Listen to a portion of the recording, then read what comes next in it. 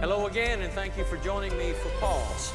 I know I don't have to say that every time, but it really is an honor for me that you would take the time to download or click on or whatever you do, just for a few moments, whether it's this morning or in the afternoon. It's really important, and I've had a number of people tell me that this gives them a boost, something that they could chew on the remainder of the day, and others have told me that it kind of gives them something to ponder before they fall off into Never Never Land at night. This is what I want to say. This is number 58. We've done 58 pauses. Much of that time, a great deal of that time, I have dealt with the theological part of Christian living. You know, who God is and what He's done for us. There's been some practical stuff that bespattered the whole thing, but most of it I've tried my best from a biblical and theological standpoint to give you something to think about. Today, I want to be a lot more practical about some things.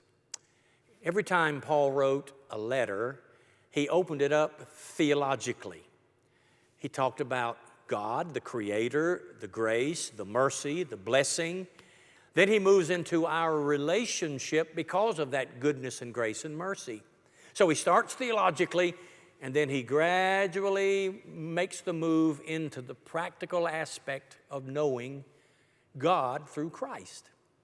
I think Romans is one of the, I don't know, how can any book be a favorite? But I just enjoy reading Romans so much. And in that, it takes him 11 chapters, really, 11 chapters to get through the theological brilliance of what God has done. And then he comes to chapter 12, and he starts like this. Present your bodies a living sacrifice. In other words, God didn't just sit up there and save the world and save you so you could just walk around and say, I'm a Christian. There is an investment in your Christianity that you must make.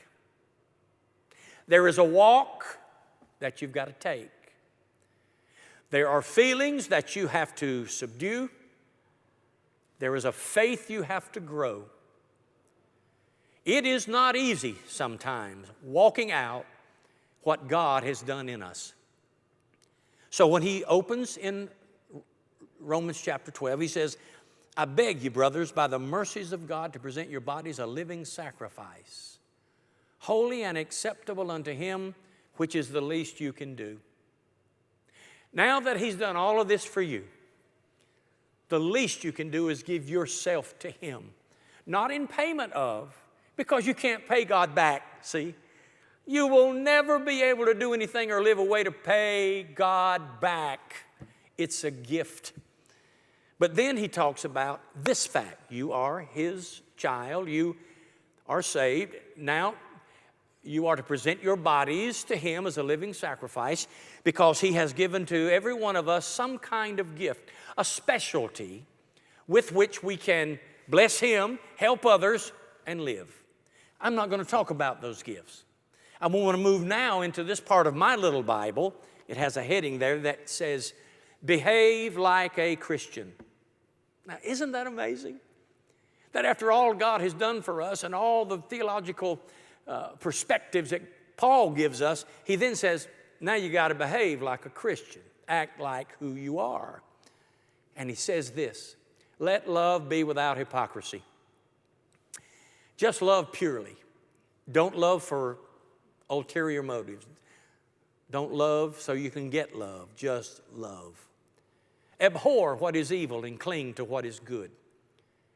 That's some pretty strong language right there. Abhor. Hate what is evil. One of the problems we have in the church today is that sin is no longer very sinful. Sin is more to people like an error than it is an evil. When we don't pray and read and walk in the truth, the very sins that we are told to hate, to abhor, to despise will become acceptable. Did you know God wants you to have hatred in your life, but not for people? He wants you to hate what's destroying people. We've said it so many times. He wants you to hate sin, but love the sinner. We're living in a day that requires a great deal of effort to do that. You know this, don't you? By the time you hear this week, who knows what will have happened. I'm telling you now that if you want to understand the grace and mercy and love of God, you've got to hate what drove God to send His mercy and love and grace. And then you have to cling to what is good. Hang on to it. Grab it. Does that mean because it may get away from you or somebody can steal it from you? No. It's Paul's way of saying those things that are good, hug them. Love them. Cling to them. Dig your fingers and nails into what is good because it will save your soul. It will bless your life. Find out what is good. Think on it. Cling to it. Love it. Long for more of it in your life. And that's just kind of where we start today on this day. I was going to go a little farther, but let me just say this. We would do well, very well, if we were to pick up those verses and look at them and say, Lord, teach me. Let them sink deeper into me. Those aren't just little short phrases. Those are deep and rich commandments that bring blessing and power into your life. So let me read it again. Let love be without hypocrisy. Just love people. 1 Corinthians 13, love doesn't think evil of anybody. Love doesn't hold grudges, and on and on and on. Love never fails. Just do it. Try it. See what happens. Love somebody. Make an effort. Love's not a feeling. It's an effort. Just go do something kind for somebody. It might shock you and them as to what might come out of that. Love without hypocrisy. Abhor what is evil. Don't look at it. Don't go after it. Don't ponder it. Don't stare at it. And then cling to what is good.